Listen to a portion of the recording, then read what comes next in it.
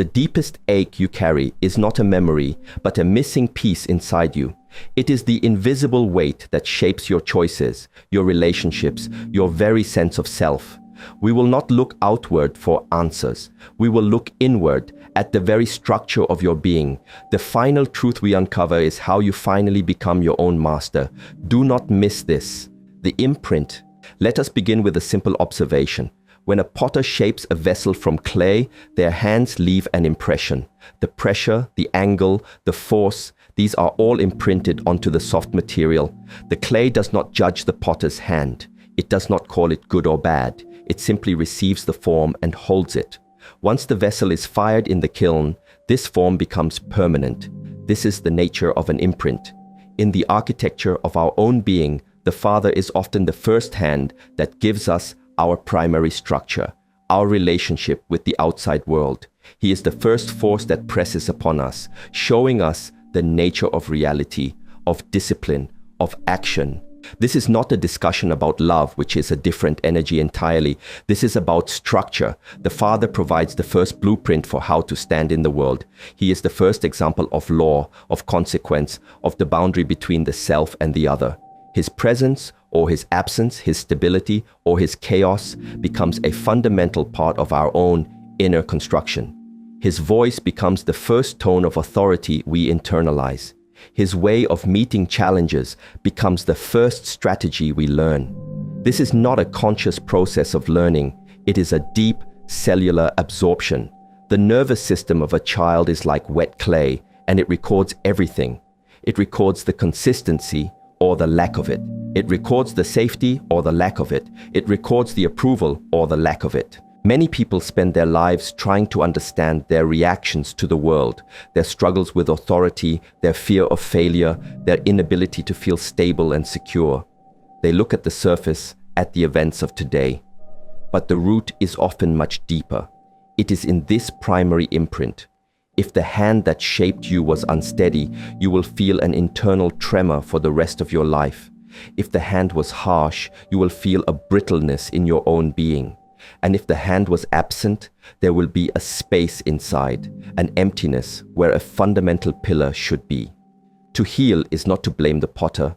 Blame is a useless expenditure of energy. The path begins with a quiet, clear, and non-judgmental observation of the form you were given. You must feel the shape of your own vessel without judgment to understand why it holds life in the way that it does. The seeking. When a fundamental structure is missing or flawed from the beginning, a powerful dynamic is set in motion. Imagine a container with a hole in the bottom. No matter how much water you pour into it, it will never be full. It will always feel empty. This is the state of being for a person with a deep father wound.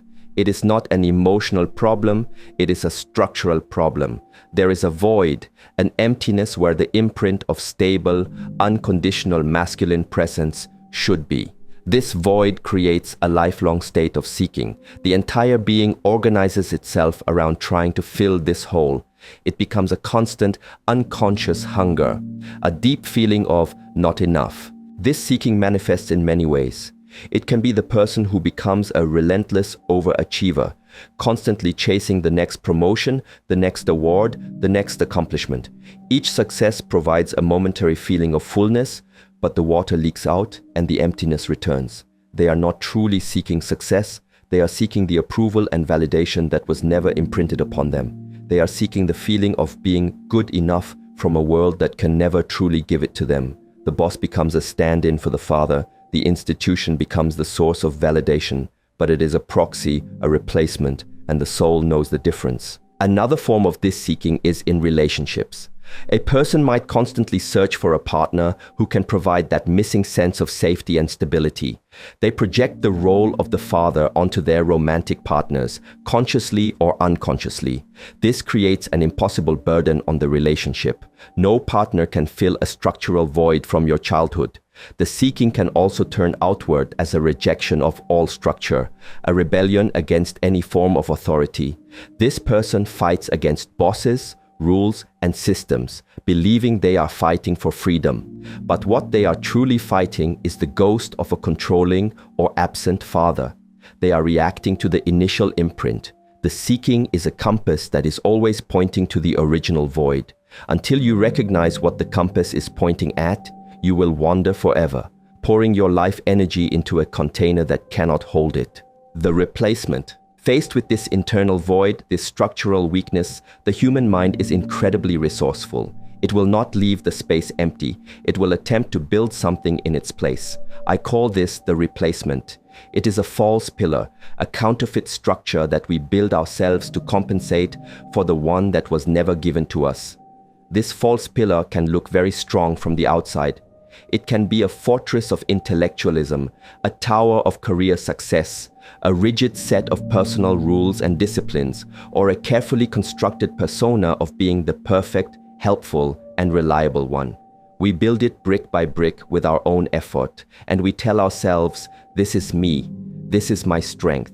But a false pillar is made of different material. It is not built on a foundation of unconditional acceptance and innate worth.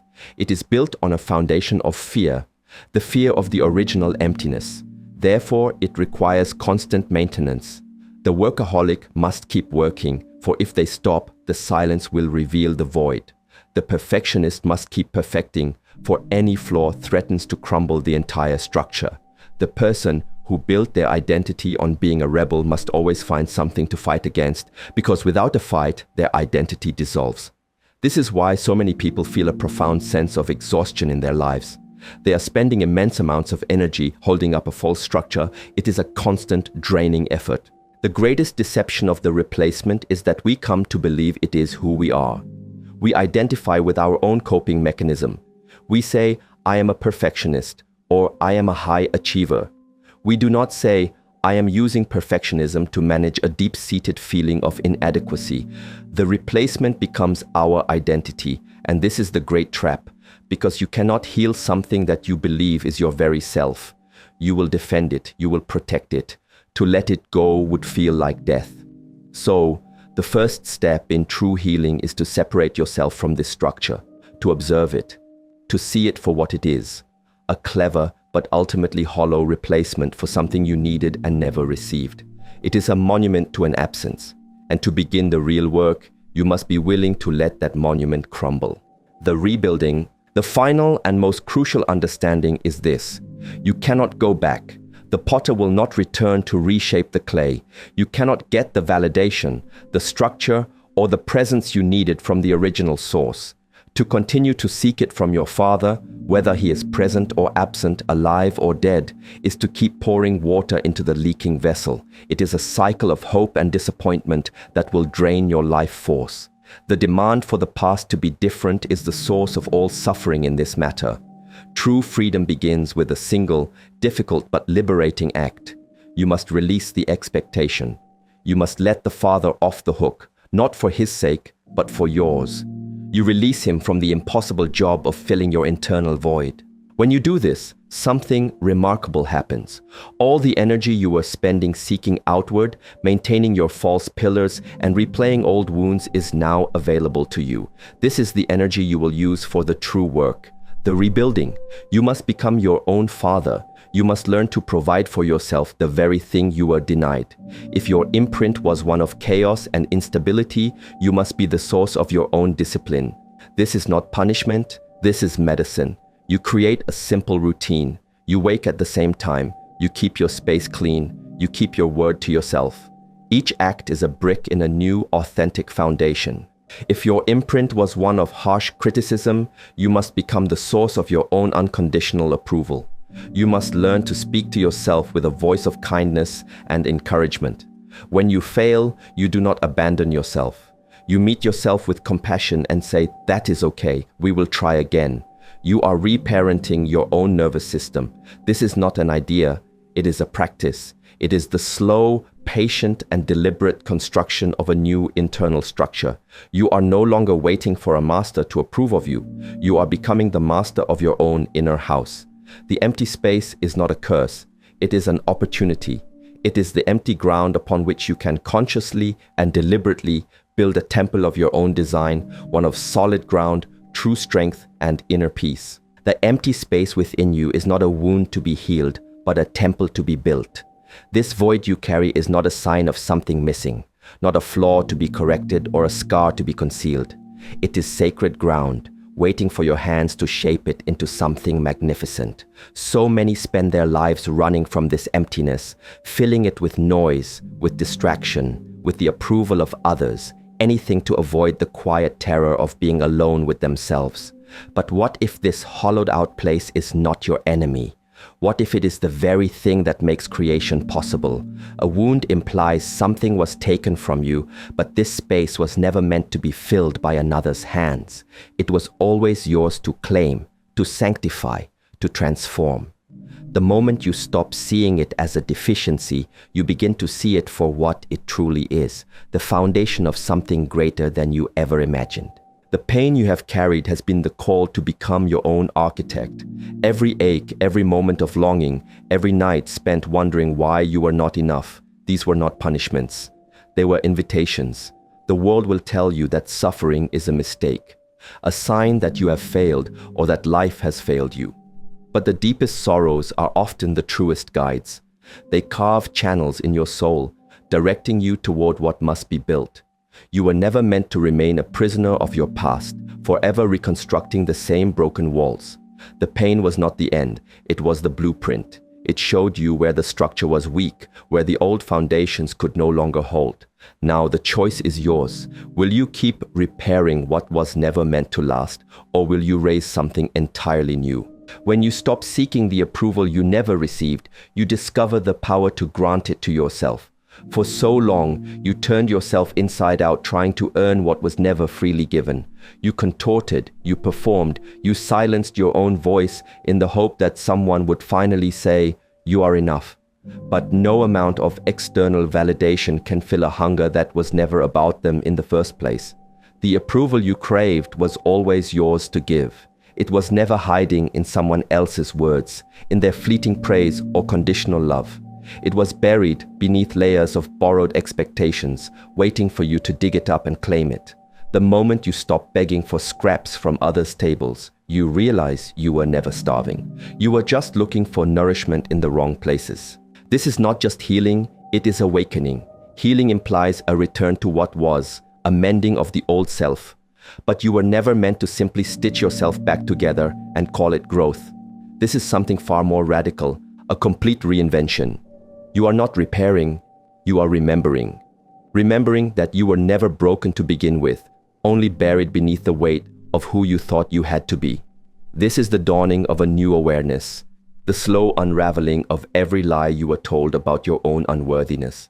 It is the realization that you do not need to be fixed, only uncovered. It is the end of being a child defined by a past imprint, and the beginning of being a master who creates their own presence in the world.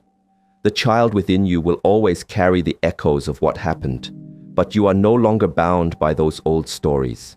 You are not the sum of your wounds, not the aftermath of what was done or left undone. You are the architect now, the one who decides what to keep and what to release. The past may have shaped you, but it does not own you. Every moment from here is a choice. Will you build from fear or from freedom? Will you let the old ghosts dictate your design?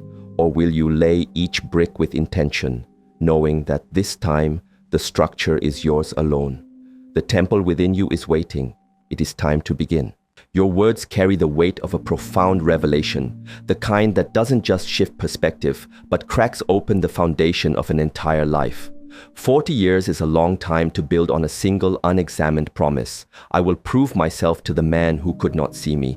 And what a relentless architect you've been, constructing towers of achievement just high enough that maybe his gaze would finally lift from his own shadows to acknowledge you. But here's the cruel irony of false pillars.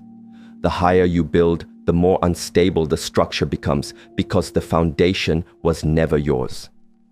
It was always his absence, his silence, his inability to be what you needed. And no amount of success can fill a void that was never about accomplishment to begin with. What you're describing isn't just the collapse of an illusion. It's the quiet earthquake of a soul realizing it's been kneeling at the wrong altar. The anger you carried wasn't just anger. It was a lifeline, a way to keep him close. If you could stay furious, if you could keep striving to show him, then in some twisted way, he was still holding the reins. You never had to face the terrifying truth that he was never the one who could give you what you were really seeking. Not because you weren't worthy of it, but because he didn't have it to give. And so you outsourced your worth to a man who was, himself, empty-handed. But here's the alchemy of this moment. When you release someone from a job they were never qualified to do, you reclaim the power you never realized you'd handed over. It's not that the hurt disappears, it's that it changes. The anger no longer needs to fuel you because you're no longer trying to extract love from a stone. The career you built to scream, "See me," can now become something else entirely, an expression of who you are, not who you needed him to be. That's the liberation. And yes, it's terrifying because it means standing on your own 2 feet without the crutch of resentment to lean on. It means becoming the father, the witness, the approval you waited for. The work does begin now, but not the work of fixing or proving or earning. The work of building your own pillar. Not from the rubble of what he failed to be, but from the raw materials of your own wholeness, which was there all along, buried under 40 years of "I'll show him." You don't have to dismantle your life. You get to recontextualize it. Every triumph, every struggle, they belong to you now, not to the ghost of his expectations. This is the moment where you stop being the child holding his absence like a referendum on your worth and start being the man who decides what worth means. The temple isn't out there. It's in the space where the anger used to live, and it's ready for you to begin.